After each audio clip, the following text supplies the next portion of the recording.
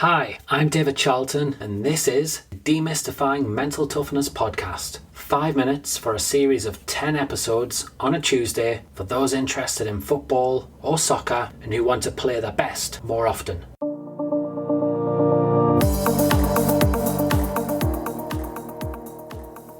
Hi, in last Tuesday's episode 200, I spelt out a very important message about how easy it is to create a culture which stinks of fear of failure, or how you can go about building an individual mindset up so that fear of failure is well and truly on their radar. And how do we do this? By the way we communicate our messages about winning or losing, about outcomes such as scoring goals or creating assists. Today, I'm going to build on that episode and I'm going to share something which again is vitally important in my book and which can eradicate fear of failure. So have you heard the word process mentioned before? Or have you been told to focus on the process? Well, this is where we're going with episode 202. So I'm going to start again with the question I posed in episode 200. What is success for you in your next match? And I'm going to give you an example of a client of mine who's thriving for a top Premier League football club in the under-21 setup. He plays on the wing, and his answer was, you guessed it, winning the match, scoring and creating an assist. To reiterate then, this is a normal answer, an answer you can expect from 90-95% of footballers. However, they're all outcome-based, results-driven, and winning, scoring and assists, well, they're all out of his control, arguably.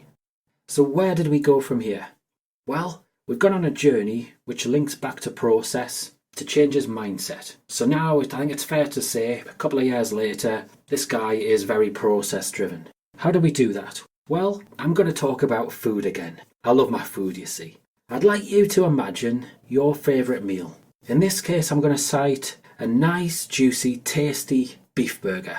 Often a favourite of young footballers and soccer players who lead healthy lives, they eat well, and they have some cravings. So, get a picture in your head of this tasty burger. Maybe it's got 2 layers to it, with cheese either side.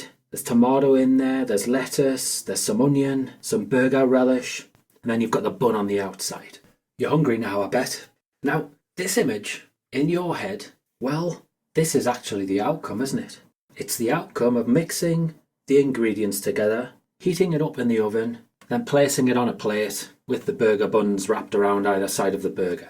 Now then, so this is important. Key ingredients for this burger are what I mentioned earlier. So if we're going to make a number of burgers, according to BBC Food, it tells me we'd need 500 grams of quality minced beef. We've got a small onion, an egg, some vegetable oil, and then the additional toppings there, the cheese, tomato, lettuce, burger relish, and so on, and obviously the buns. Now if you equate this to football, the outcome for the winger was to win, to score and create assists. So what are the key ingredients to make this happen? Well, from an attacking sense, you've got movement. So moving into spaces to receive the ball. You've got showing for the ball. You've got asking for the ball. You've got taking risks when you're in possession. So taking on the fullback or defenders. Maybe being positive with your passing too. So this is just at a basic level. Then we've got defensively. Well, we'll be talking about tracking back, pressing opponents, communicating with our teammates, so by instructing them, being strong with your body, being committed to the tackle. I don't see these key ingredients as I suppose as difficult in some respects, but some players actually will. Arguably we can say that all of these factors, these key ingredients are under our control. Now I did my football coaching qualifications around about 20 years ago. So I agree, these are basic instructions. Once you get to the elite level, things will change and they'll be more intricate. But I think there's a common theme here. In my eyes, bravery is the common theme. And correct me if I'm wrong, bravery is a psychological component. It's not technical, it's not tactical, it is purely psychological. It takes bravery to move and stay on your toes when you've made a mistake. It takes bravery to show for the ball when you've lost confidence. It takes bravery to ask for the ball, to demand the ball when your team is 2-0 down. And defensively, it takes bravery to go committed into tackles with bigger, stronger players, to track back when you're fatigued, to press when you've been embarrassed the previous time. It takes bravery. So now, if we're honest, some of these key ingredients, as I mentioned earlier, some players will find them easier, some will find some harder. When the team does go 2-0 down, the outcome-based player may not ask for the ball. They may shy away from tackles. But if your sole focus is about being brave, it could be very, very different. Imagine if you were to do 70% of these key ingredients in a match on a consistent basis. That to me would equate to a 7 out of 10 game. 80% may well be an 8 out of 10 game. So a thought for players, the thought here is get your pen and paper out. Write down these key ingredients. Then put these key ingredients on this sheet of paper and stick it on your bedroom wall. Have it on your phone. Print it off so it's in your kit bag. Have reminders everywhere about these key ingredients. And if you do so, it'll stay top of mind. You won't go too far wrong. And I'm also going to challenge you to put these key ingredients top of your mind.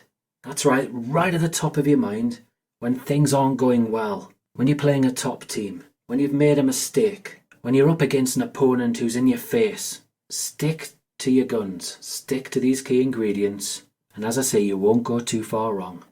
And a message for players who are looking to gain a new contract, or maybe looking for some recognition from the coaches. Why not have a conversation with your coach about your key ingredients? Then after this conversation, go on, seek to prove to your coaches.